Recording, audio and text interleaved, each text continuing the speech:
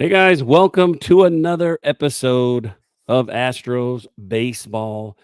We are back. It's been a 4-day hiatus. Steffi's been in Florida. I've been sick, and we're back though. Wally, how you been, buddy? Good, and you forgot to mention Ryan. Ryan is still in out of town on a short family vacation, so we Still. miss Ryan tonight. It's doing well. Things are just kind of trundling along for the Astros the way you want them to go so far. All right. So I asked you how you're doing, Wally, because it is Stadium Steffi time. Steffi, okay. You're in spring. You went to spring training. I thought you were going to be there a long time. And then I saw you at the Bananas game. So just talk about your spring training week. Oh man, no, it was amazing. We got to West Palm last Sunday, so a week ago.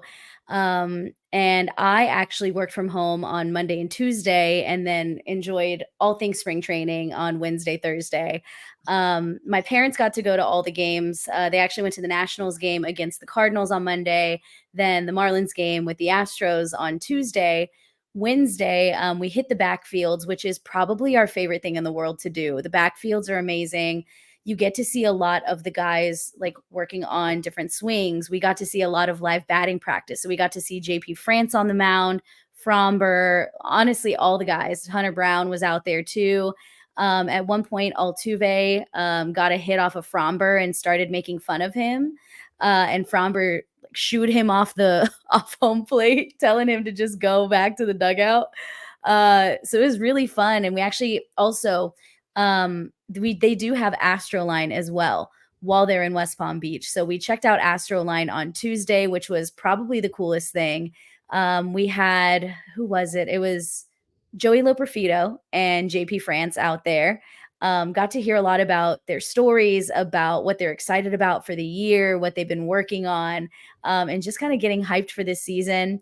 It was definitely really cool getting to hear JP France talk about his family. He actually has a little girl on the way who is apparently gonna possibly be here for opening day. So they are very excited, him and his wife Jess. And it was also too really cool because you kind of get to talk to them a little bit, and just the greatest guys, him and Joey. So it was really cool to get to check that out on Tuesday. So if you go to West Palm, make sure you hit up Duffy's for Astroline. Usually it's going to be some of the radio guys doing those broadcasts. So it's super fun. But yeah, so Wednesday, we did hit the backfields Wednesday.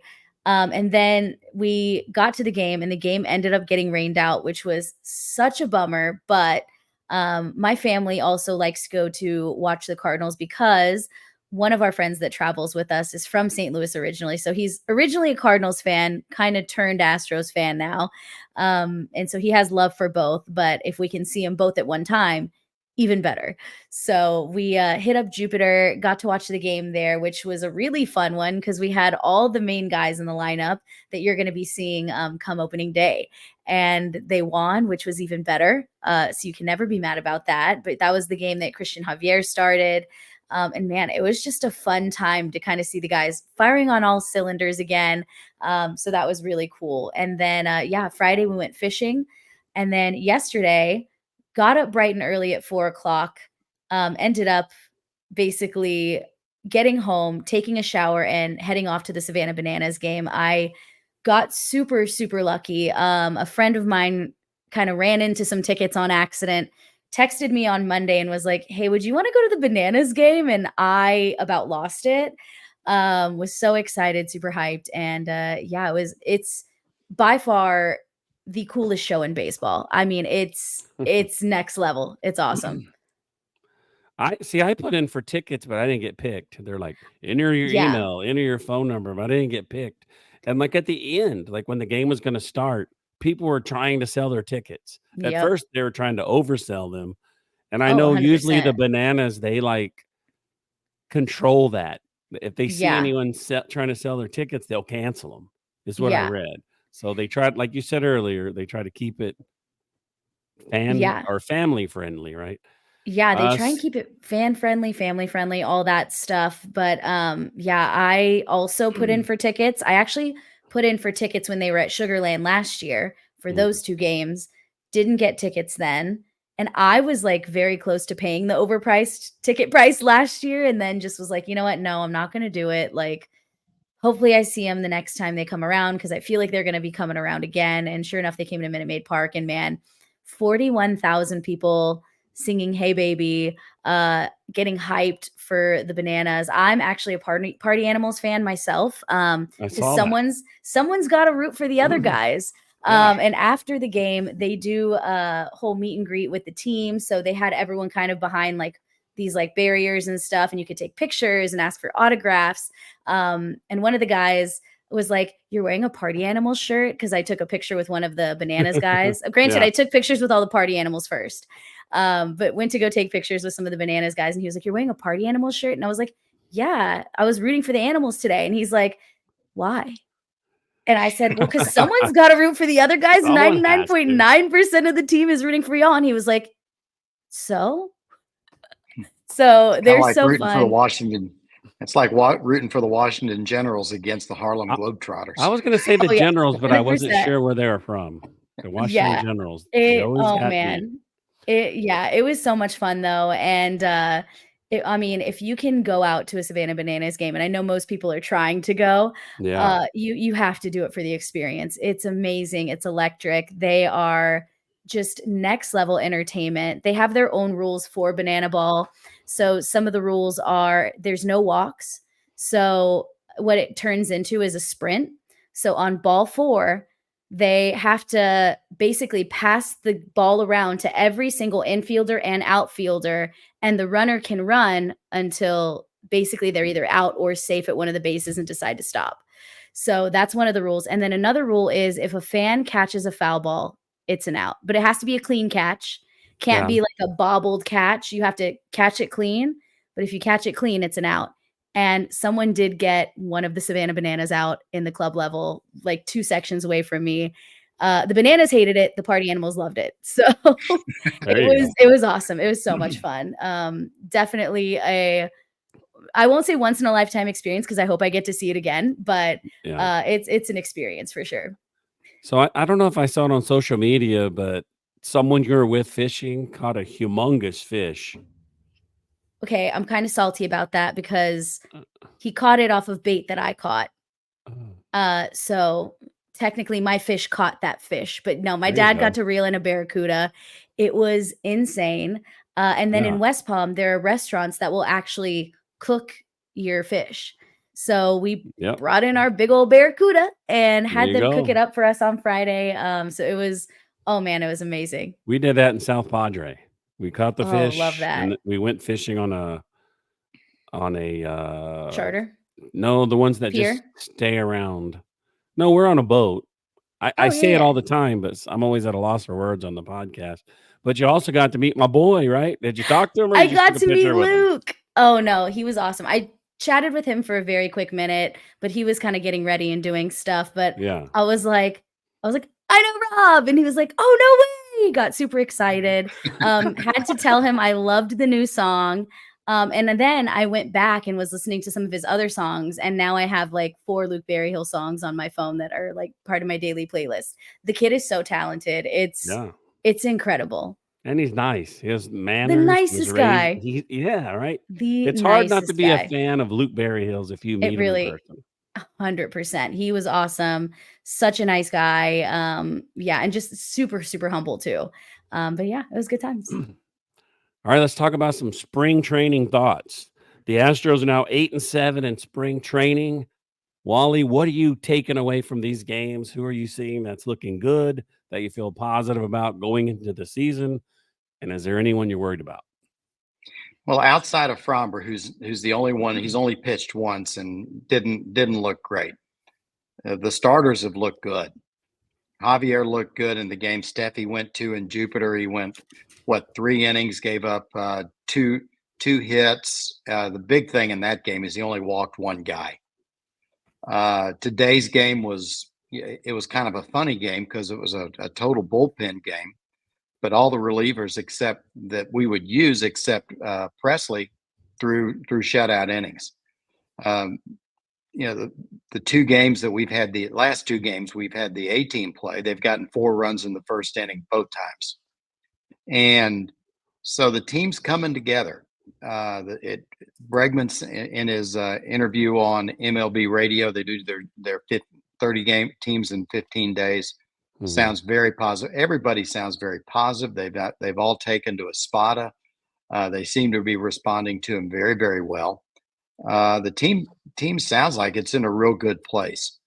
Got to have Fromber pitch well, because right now we're running a pitcher short. It's the same story with all the contenders, and the Astros are no different. It just depends on how the pitching does. If your starting pitching is good, you've got a chance. Now the Astros are lucky that they've got a good bullpen. And one of the quiet things that I've seen that's really encouraging is Montero has been really, really sharp. Montero is sharp. That gives them an extra rest for the Abreu's and the Presleys and the haters of the world. Of course, not the haters that hate the Astros, the HADERS, but that's just one more arm, and again, that's good teams' problems. So, what do you have? You have anything to add, Steph? No, I mean, I think Wally said it best. I mean, the fact that the A team is really getting it going, I mean, that's all solid signs. Very exciting to see them putting in work, getting runs, getting hits. And yeah, it's looking fun. All right, let's go to this next. Spring breakout. We talked about this before. It's next Sunday. Now, the Astros have a ton of their top 30 guys on there, and I kind of just highlighted some that I know. Maybe you guys know the other ones and I don't. But there's going to be Spencer Arrighetti, my boy Rhett Koba, catcher Miguel Palma, Bryce Matthews, Zach DeCenzo, Will Wagner, Jacob Melton, Luis Baez, Joey Loperfido, Kennedy Corona, Colin Barber. This is going to be fun to watch. Yeah, it's a great idea. For as much as we dissed Manfred for all of his goofy ideas that turned the game into beer league softball, this is one of his best. Or whoever came up with it. This is going to be a lot of fun. I think one of the biggest things too is a lot of people don't know the minor league system, and this is a really incredible chance for them to do exactly that, to get to know the guys, get to know the next guys up. These are going to be, most of them, future Astros, hopefully. And yeah, so I mean, it's exciting to get to see them in action, see what they can do. I just think, like Wally said, it's an amazing idea, and it's a really cool way for these guys to like showcase what they're capable of on a bigger stage. So I think it's going to be amazing. And again, they're going to be going up against other top tier talent, which is awesome. Yeah. We're always the lowest ranked farm club team, so it'd be nice to go spank the other team in this game. Yeah, I'm going to be real interested to see how Arrighetti does, because he went up against the A team in Philadelphia, and they said he was working on a 2-seamer. But he was really wild inside the strike zone, and a couple of times JT Realmuto just hit bullets. The home run he gave up was, it was off the plate. And I don't know how the guy kept it fair, but it's when a pitcher's had a good run, then has a tough outing, it's always interesting, especially a young guy, to see how they recover the next start they have. Yeah. I wonder what channel this is on. We should know this, but I would assume it's on MLB Network. I think so. I don't know if they're going to do them all, but it. MLB Network's been all over this thing. Yeah, they've been promoting it, so we'll see. All right. I'm doing things out of order, folks. I have to find my So how to tune in: MLB Digital, so MLB TV, MLB.com, MLB app. You can also listen to it on the Astros radio or Game Day. So can we watch it? Yeah, MLB TV, MLB.com. That's all we need to know. All right, so we got some roster battles. We couple of spots open. Sometimes I can't read my writing or what I mean by what I mean. Oh, offense. I was like, what's off? Okay. So you got Can't read your Kessinger. own hieroglyphics. So there's 2 spots left, and it's either Kessinger, Julks, Singleton, Hensley, or Cabbage.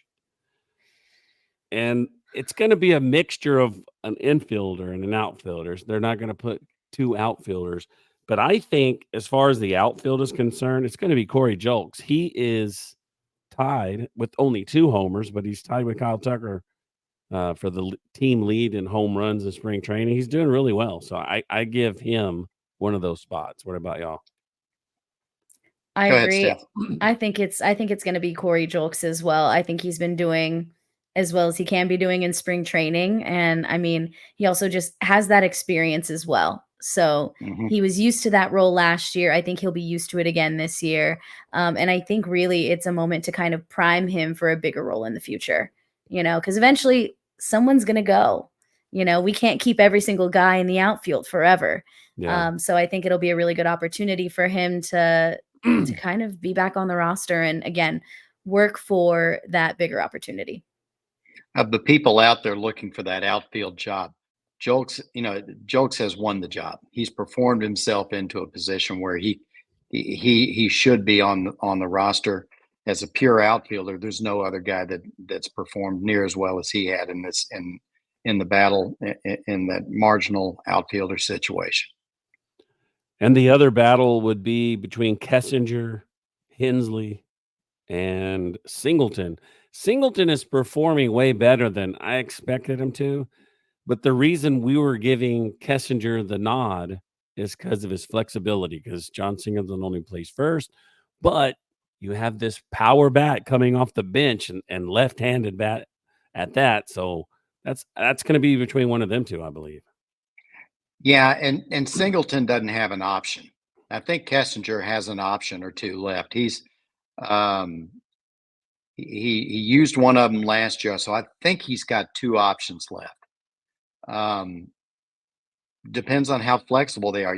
That's the great thing about having Dubon, is that Dubon can do all the things that Kessinger can do and better. And they may look at Singleton as it's nice to have that one big left-handed bat coming off the bench who's really a pretty good first baseman. He's not a butcher over there. And maybe they'll give it to him so they can have that extra bat and they don't lose him, because somebody will pick him up. Yeah, I think if he doesn't make the roster, he'll do the free agency thing.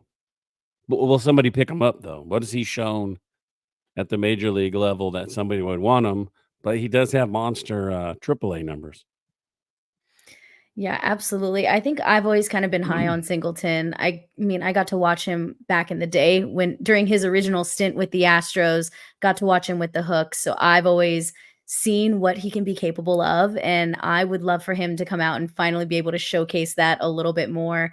And I think having him maybe like with an actual full year with the team, maybe that's going to make a big difference, because I think part of it is that comfort in the clubhouse. And even though, yeah, he was with the Astros, almost 10 years ago, it's that comfortability, that knowing like, hey, okay, I'm on the team, I have my job here and I feel comfortable with it.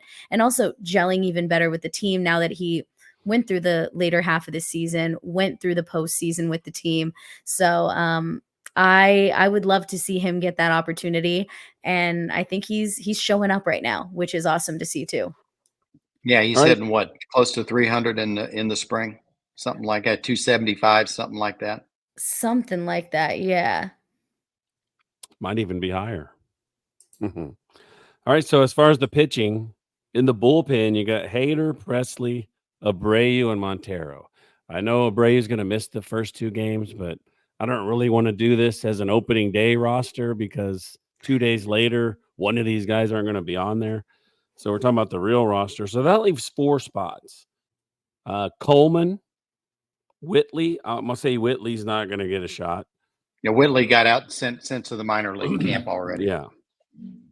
Coleman, Souza, Belak, Seth Martinez, Dubin, Ortega, and Mushinski. I would say looking at this list, Belak and Seth Martinez, based on their lost words, experience. Well, and say, performance too.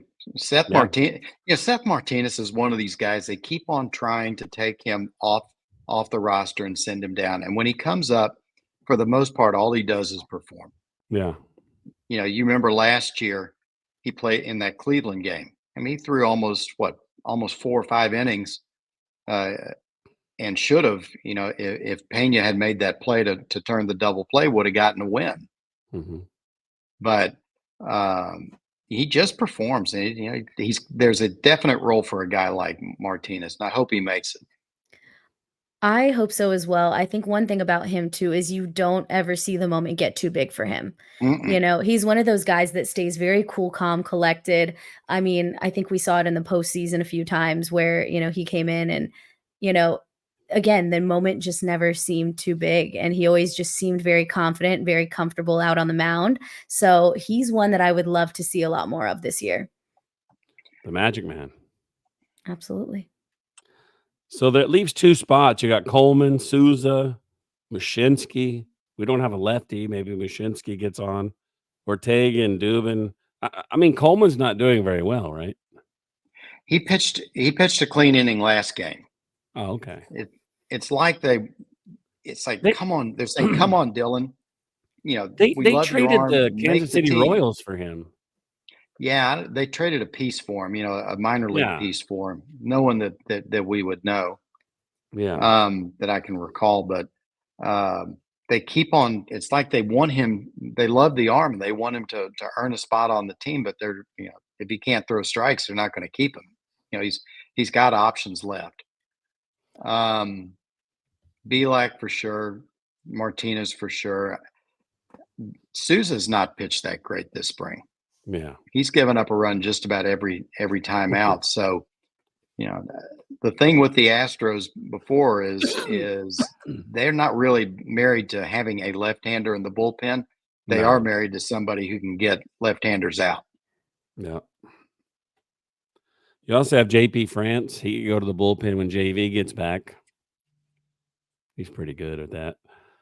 Something we're going to have to do. Something we're going to have to do a show on later on in the season is, if you want to talk about a crowded bullpen, crowded staff, wait till McCullers and Garcia come back. It's going to be nuts. It's already crowded. So I've been sick for 4 days, folks. If you hear me coughing, I'm muting most of them, but it's hard to. It's hard to do. And I think I got to talk the most too. Rob, you're a trooper. I am, right? Let's see what's next. Let's do this one. So I saw a story. Each predicted home run leader for each team. So let's start with Steffi. Who do you think it is that they put in the story, and who do you think it will be? Oh, I feel like they put Kyle Tucker, and I feel like it'll be Jordan.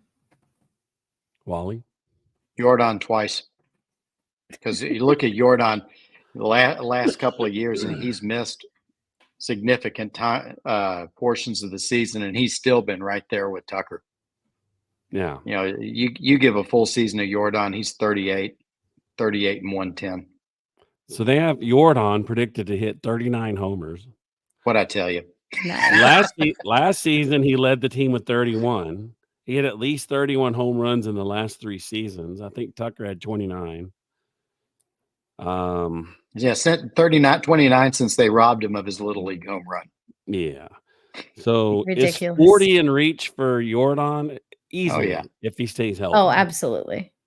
Especially if he's, you've seen him start to use the left field wall a little more. If he learns just to flick that ball out in the Crawford boxes like Bregman used to, man, oh yeah, that could be scary. Who do you think is his toughest competition? Probably Tucker, right? Got to be Tucker.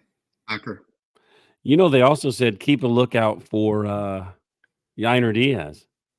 He had a lot of home runs, and he didn't play very much. He did. So that's your dark horse. That's true. I think Yainer's going to have to do it 30. in 100. He's going to have to do it in 110, 115. Although one thing they were talking about is that Yiner can still play first base, so they keep his bat and get him out from behind the plate. He can So he may DH. play more games than your Mhm. average first baseman. And He they can DH talked when about Jordan's wanting, left. yeah, and they could also DH Abreu and put Diaz over there. But from what I saw, Diaz playing first base last year, he's definitely a work in progress in the field. Woo! It's just nonstop. All right, let's do this one. There was a story that said one player that each team would be lost without. I missed a word there, but you get it. One player that each team would be totally lost if they didn't have this guy on the roster. I'm just going Boy, Altuve, just out of leadership skills primarily, the vibes he brings every day, and then of course he's incredible. So I'm going I'm gonna Altuve, but say that's just because I feel Altuve. I'm going to say Bregman, because that a third baseman that can hit and field like that is really hard to replace. I mean, let's just say Bregman goes out right now, and they've got to go out and replace him. JD Davis just got cut by the Giants. Wow. And he would be as good as anybody out there to replace him. Who's going to? Astros don't really have a backup third baseman on a daily basis. You've got Dubon who can play second base. You got Dubon who can play shortstop. If these guys go out, you don't have a true third baseman that you can throw out there every day and be competitive. I agree with that, but the writer of the story said Kyle Tucker. Oh, Who was the writer? Dude, I didn't get that part. Usually I do, but I put this together fast. I'm still sick, but I'm here for understandable, man. it. So let's talk about Kyle Tucker's contract. What did we see the other day? I'm seeing 8 years, 204. That's an AAV of $25 million a year. Is that something that we could get done? Maybe they include this year with it. They threw at this from The Athletic. Yeah. Yeah, they threw three numbers out there. They threw Bregman at 7 at 210. They threw out Fromber at 5 and 105, and they threw out Tucker at 8 and 204. Of those three, Tucker's the closest one that I would say has a chance of being done. Yeah. That's a that's a little under. That's about 26 million AAV. Yeah. Depending how they structure it. Tucker's what, 20? It'll be 28. Something like that.